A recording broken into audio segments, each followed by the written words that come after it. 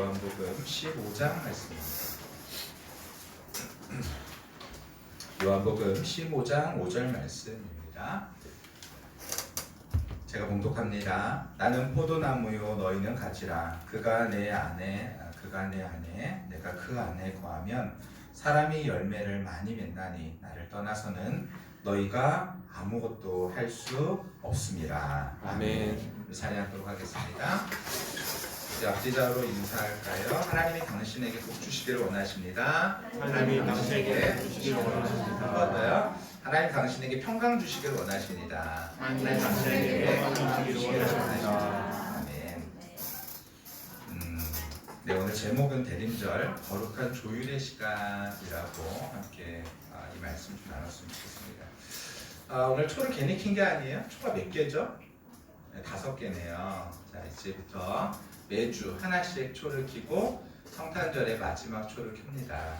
이 초를 켜는 의미는요, 예수 그리스도의 오심 그리고 앞으로 다시 오실 예수님을 기다리는 그런 귀한 절기가 바로 대강절 혹은 대림절이라고 말하는 그 대림절을 보내고 있습니다. 아무쪼록 오늘 예배 가운데서 주님의 거룩한 조율의 시간이 되어지고 또 앞으로도 대림절 기간이 우리에게 그런 시간 되시기를 예수님의 이름으로 간절히 축원합니다. 아멘. 자, 비음으로 맞추는 하나님의 리듬이라고 되어 있네요. 우리가 음악을 연주할 때요, 합주할 때 이 전체의 음악을 조율하는 사람이 한 명 있어요. 누굴까요? 네, 지휘자입니다. 지휘자가 없을 때는 악기 중에 하나가 그것을 리드합니다. 뭘까요? 드럼이에요. 네, 드럼이 리듬을 맞춰서 가주죠. 그리고 그 드럼 주자는요, 그래서 귀에다가 꽂고 있는 게 있대요. 정말 잘하는 사람들이 그런 거겠죠. 박자를 맞춰주는 거. 띡, 띡, 띡, 띡. 근데 만약에 드럼 주자가 그 박자를 무시하고 만약에 연주를 해버리면요, 어떻게 될까요? 모두가 엇박자가 나버리는 그런 일들이 벌어지는 것이죠. 영혼의 조율하는 시간이 바로 이 시간이 되어졌으면 좋겠습니다. 12월이 참 유난히도 공기가 차갑게 느껴지는 이 아침이 바로 대림절인데요. 세상은 시작이 몇 월 며칠이죠? 1월 1일입니다. 그런데 교회력은 대림절이 시작입니다. 아침에 시원이가 제가 설교 준비한 내용을 보더니 아빠, 대림절이 시작이야? 라고 얘기하더라고요. 제가 대림절 설교를 꽤 오래 했는데 시원이가 그렇게 얘기하길래 약간 놀랐습니다. 대림절이요? 시작입니다.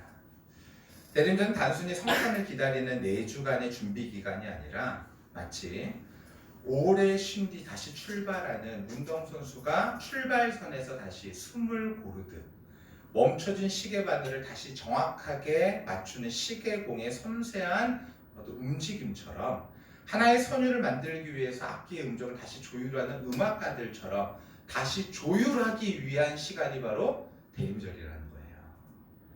사람 살다 보면요, 자연스럽게 자신의 리듬과 속도가 자기의 삶에 배어 들어가죠. 네, 어떤 그림인 것 같으세요? 바쁘게 움직이는 어떤 그런 모습들인 것 같아요. 바쁜 일정, 쌓여있는 감정들, 해결되지 않은 문제들, 마음의 상처, 관계 이런 것들로 통하여서 우리의 삶의 리듬이 바뀌죠.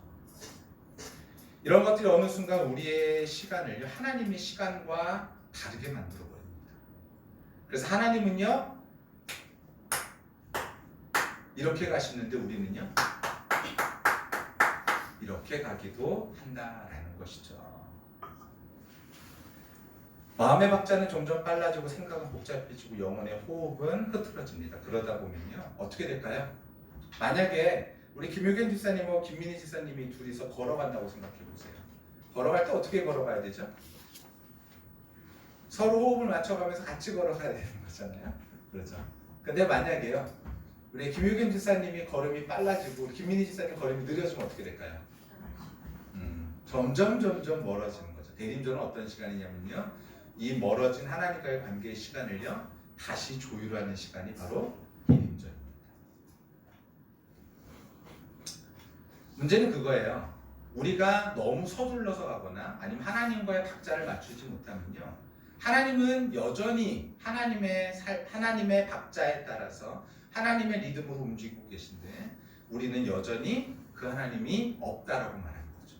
근데 그렇지 않아요. 하나님은요 여전히 계시지만 문제는요 하나님의 부재가 문제가 아니라 안 계시다 이런 게 문제가 아니라요. 하나님은 여전히 계신데 우리의 삶이 하나님과 조율되어지지 않은 것이 문제다라는 것이죠. 이런 거예요. 우리 밑에 너의 시계를 한번 맞춰볼까요? 한번 읽어보겠습니다. 시작. 너의 시계를 다시 나에게 맞추어라. 그런 거죠. 군대에서 영화 보셨어요? 영화 이렇게 보면요. 자 이렇게 어떤 전술 훈련을 하는 게 있어요. 전술 훈련할 때 자 우리 몇 시 몇 분에 이렇게 타격한다. 몇 시 몇 분엔 이렇게 한다. 몇 시 몇 분엔 빠진다. 뭐 이런 거거든요. 그런데 그런 거 할 때 맨 처음에 딱 들어가기 전에 뭐부터 할까요? 시계부터 맞춰야 되죠. 왜냐면요 이 사람 시계는 예를 들어서 아직 11시 37분, 11시 57분인데 어떤 사람 시계는요 12시고 어떤 사람 시계 12시 3분이라면 어떻게 될까요? 작전이 일치가 되어지지 않는 것이죠. 대림절은요 우리의 삶의 걸음이 너무 빨랐거나 때로는 너무 느렸거나 이런 삶을요 하나님과 다시 한번 조율하는 시간, 그래서 다시 오실 예수 그리스도를 우리의 삶을 조율해서 기다리는 시간이 바로 그런 것이죠. 그래서 교회력을 보면요 이렇게 돼 있어요.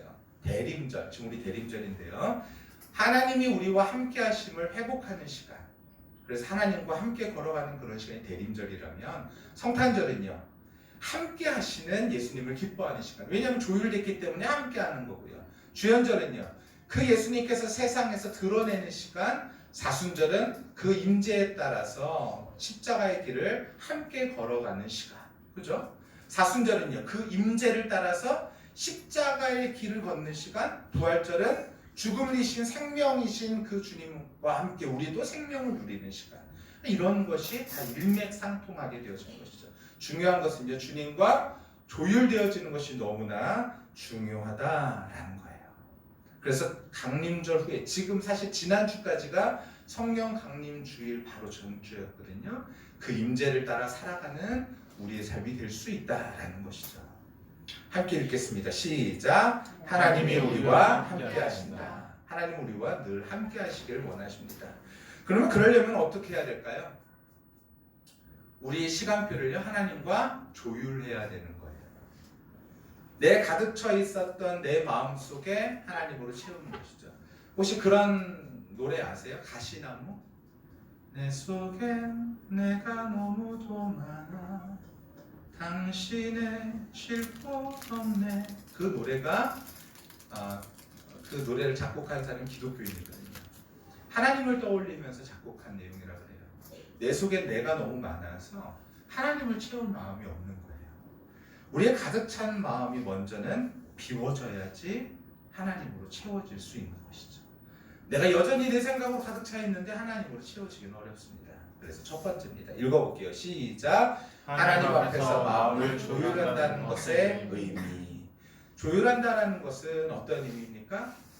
자, 여기에 지금 기타가 없는데요. 저 안에 기타가 있거든요. 자, 기타가 있을 때 기타를 조율할 수 있는 방법이 뭘까요? 먼저는요, 그 줄의 장력을 조절해야 돼요. 만약에 꽉 조여 있어서 너무 높은 음이 나오면요, 걔를 갖다 느슨하게 좀 풀어줘야 됩니다. 그래야 조율이 돼요. 만약에 너무 느슨해져 있으면요, 걔를 좀 조여줘야 돼요. 그래서 그 원음에 맞게끔 바꿔줘야지 나머지 모든 음계가 함께 소리를 낼 때 함께 같은 소리를 낼 수 있게 되어진다는 것입니다. 그러니까 우리의 삶도 마찬가지죠. 내 삶 속에서 조율해야 된다는 것은 하나님의 말씀 앞에서 바꿔야 될 것을 바꾼다는 의미를 갖고 있습니다. 그리고 어디에 있어야 되냐면요, 주님 안에서 거하는 삶이 필요하다는 거예요. 읽어볼게요. 시작. 나는 포도나무요 너희는 가지라. 그가 내 안에 내가 그 안에 거하면 사람이 열매를 많이 맺나니 나를 떠나서는 너희가 아무것도 할 수 없습니다. 아멘. 여기서 거한다는 의미가 뭐랄까요? 이것입니다. 거한다는 의미는요, 자 여기에 보시면요, 이 나뭇가지 지금 뭐가 돋은 거죠? 네, 새순이 난 거거든요. 이렇게 곁가지가 나기도 해요.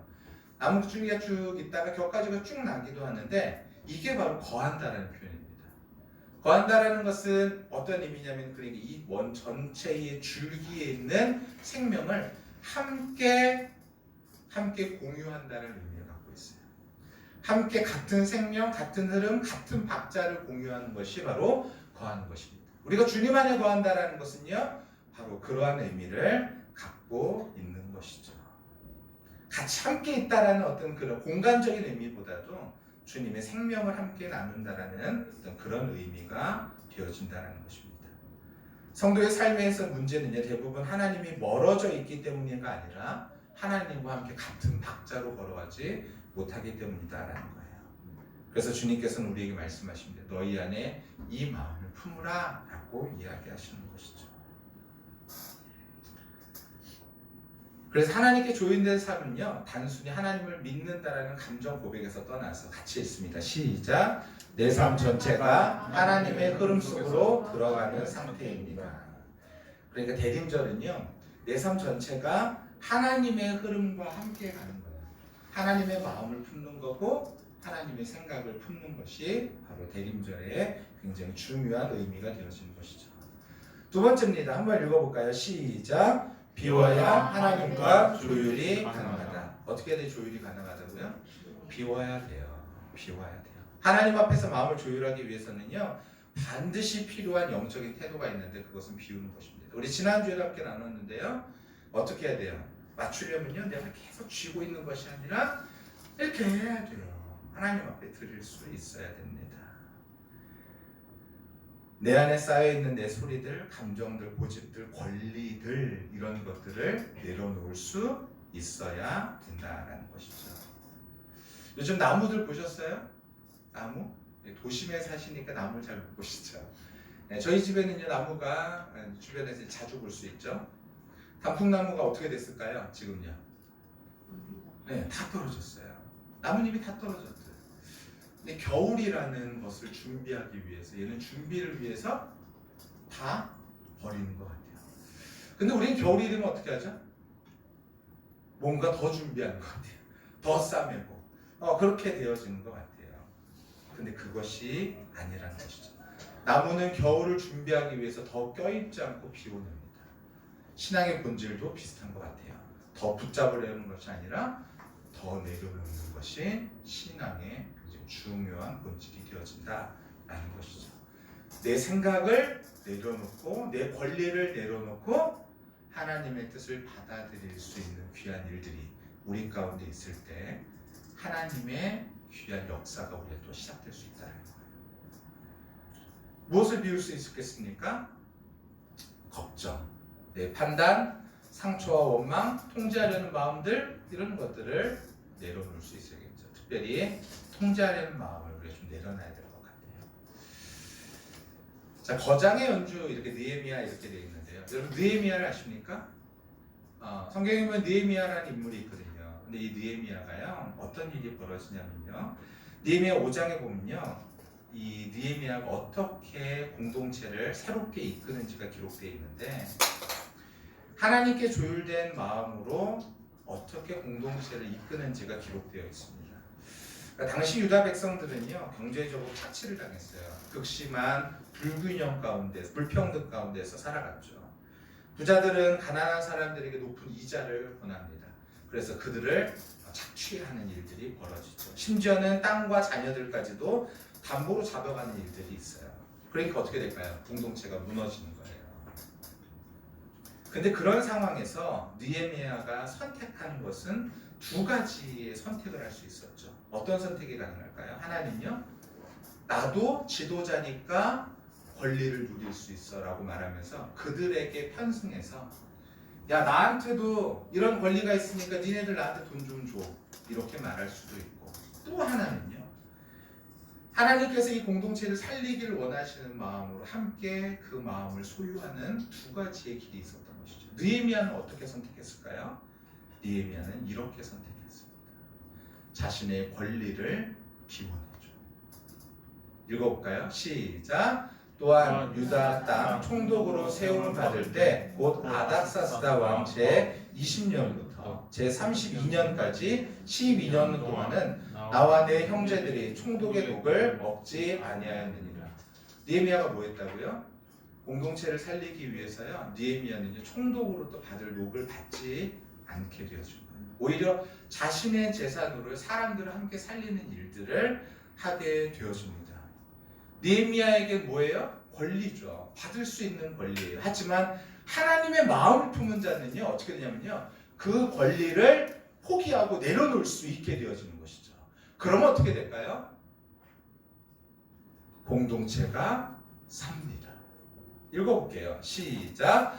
나보다 먼저 있었던 총독들은 백성들에게 양식과 포도주와 또 은 40세겔을 그들에게서 빼앗았고, 또한 그들의 종자들도 백성을 압제했으나 나는 하나님을 경외함으로 이같이 행하지 아니하고 라고 얘기합니다.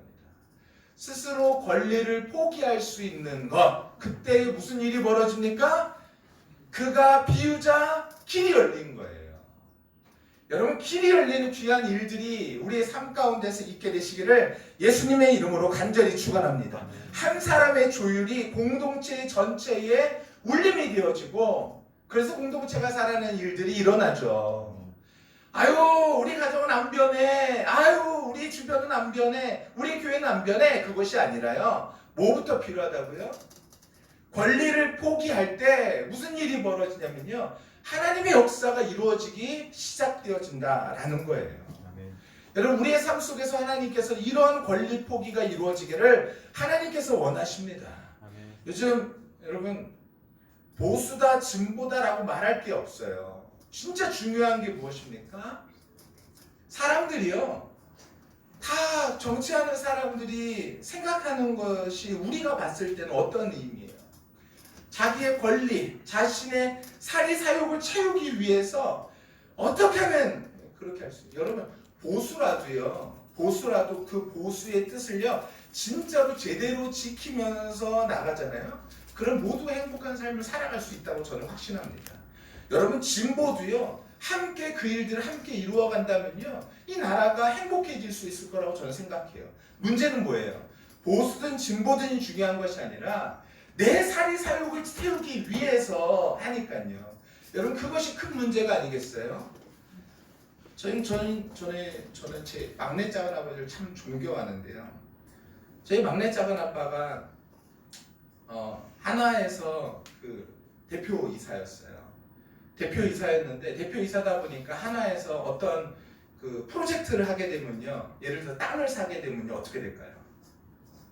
거기 주변에 이제 땅값에 영향을 미치게 되어지죠. 근데 저희 셋째 작은 아버지가 공교롭게 부동산을 하세요. 그러니까 땅값의 추이를 이렇게 변동을 알게 되면 작은 아버지가 금방 더 돈을 이렇게 벌 수 있으니까, 한 번은요, 저희 셋째 작은 아버지가 막내 작은 아버지한테 물어본 거예요. 야, 이번에 소문을 듣자 하니까 하나에서 거기에서 무슨 뭐 빌딩을 짓고 뭐 이런 걸 한다며, 이런 얘기를 하셨어요. 근데 그 말씀을 어디서 하셨냐면 저희 집 엘리베이터 앞에서 하셨거든요. 집에 가시면서요. 명절 때 집에 가시면서 하셨거든요. 저희 작은아버지가 딱 그때 진짜 뭐라 그러시면 매몰차게 진짜 이렇게 얘기하시더라고요. 형님, 나한테 그런 거를 말하지 마세요. 딱 그 한마디. 정색을 하면서 형님, 저한테 그런 걸 말하지 마세요. 한마디 말씀하시고, 그때 당시에 저희 작은아버지가 부사장인가 그랬었어요. 네, 그때는 지금은 은퇴하셨지만요, 대표이사까지 올라가실 수 있는 비결이 어디 있었냐? 전 거기 있었다고 생각해요. 자신의 사리사욕을 채웠을 것 같으면 어떻게 했을까요? 형님, 이건 형님만 아세요. 거기에 이렇게 해서 이런 계획이 있습니다. 그렇게 되면 어떻게 될까요? 돈 벌죠. 형님, 그렇게 해서 돈 벌어가지고 저한테도 좀 이렇게 주시는 거예요. 이런 식으로 되면요, 다 같이 돈 버는 거 아니겠어요? 여러분, 세상에서 지금 정치하는 사람들이 어떻게 하고 있어요? 이렇게 하고 있으니까 문제 삼는 거 아니겠어요? 사리사욕을 채우니까요. 근데 희한하죠? 그 큰 일에 대해서는 우리가 그렇게 얘기를 해요. 사리사욕을 채운다고요. 근데 그들에게도 그것을 권리라고 말하지 않을까요? 그들은 그것을 충분히 자기가 아는 권리대로 그렇게 했다고 말하지 않을까요? 여러분, 우리에게는 어떤 권리가 있습니까? 우리에게는 어떤 권리가 있죠? 느헤미야에게는 어떤 권리가 있었을까요? 느헤미야는요, 자기가 총독에게 받는 녹을요, 내가 지도자로서, 아니 총독이었어요. 총독에게 받는 녹이었으니까요. 느헤미야는요, 유다 땅에 또한 총독이었거든요. 느헤미야에게는요, 이거 다 받을 수 있는 권리가 있었어요. 하지만 느헤미야는 그것을 요구하지 않습니다. 왜냐하면 공동체가 사는 것이 하나님의 뜻이라는 것을 마음으로 조율되었기 때문에. 그렇기 때문에 느헤미야가 구하는 것이 어떻게 되냐면은 회복되어지는 일들이 이루어지게 된다는 거예요. 여러분, 우리는 어떠합니까? 우리가 가정에서 누릴 수 있는 권리가 어떤 권리가 있으세요? 그런데 그 권리를 포기할 수 있는, 우리가 주변에서 누릴 수 있는 권리가 무엇이 있으세요? 그 권리를 포기할 수 있는, 마땅히 하나님의 뜻 안에서 포기할 수 있는 용기가 있다면요, 그렇게 조율되어진다면요, 그 공동체가 분명히 살아난다는 것이에요. 저 우리 모두에게도 이러한 것이 우리의 마음속에 들려진다면, 이제 들려졌다면, 그것을 결단하면 어떤 일이 벌어질까요? 하나님의 은혜를 누릴 수 있는 곳이 되어질 수 있는 것이고, 결단하지 않는다 그러면요, 여전히 하나님의 말씀이 떨어졌지만 마치 길가와 같아서 그냥 새가 와서 주워 먹는 거와 비슷해져 버리는 것이죠. 아멘. 저 우리 모두에게 이 하나님의 말씀이 떨어졌으니 이제 옥토와 같은 마음이 우리의 마음이어서 하나님의 말씀을 열매 맺는 귀한 일들이 이루어지게 되시기를 예수님의 이름으로 간절히 축원합니다. 아멘. 내 권리가 아니라 하나님의 뜻을 구할 수 있는 귀한 일들이 우리 가운데 있기를 하나님께서 원하신다는 거예요. 그럼 볼까요? 나는 무엇을 비워야 하나님께 더 정확히 맞출 수 있을까? 여러분, 우리는 무엇을 비워내야 됩니까? 우리는 어떤 마음을 비워내야 될까요? 여러분, 그것을 먼저 생각할 수 있는 우리가 되어졌으면 좋겠어요. 내 권리를 내려놓는 자리가 바로 대림절의 자리입니다. 내 고집을 내려놓는 자리가 대림절의 자리고, 내 감정의 무게를 하나님 앞에 맡겨드리고 하나님께 드리는 것, 이것이 바로 대림절이 굉장히 중요한 일인 것이죠. 결론입니다. 사랑하는 성도 여러분, 우리는 대림절의 첫 번째 주일을 지나며 지금 중요한 영적 질문 앞에 있습니다. 나는 하나님과 동행하고 있는가? 나는 하나님과 걸음을 맞춰서 걸어가고 있는가? 그것은 무엇으로 알 수 있냐면요, 내가 하나님의 마음을 알고 있는가예요. 하나님의 마음을 가지고 나는 살아가고 있는가입니다. 너무 앞서서 있는 것은 아닙니까? 혹은 너무 뒤쳐져 있는 것은 아닙니까?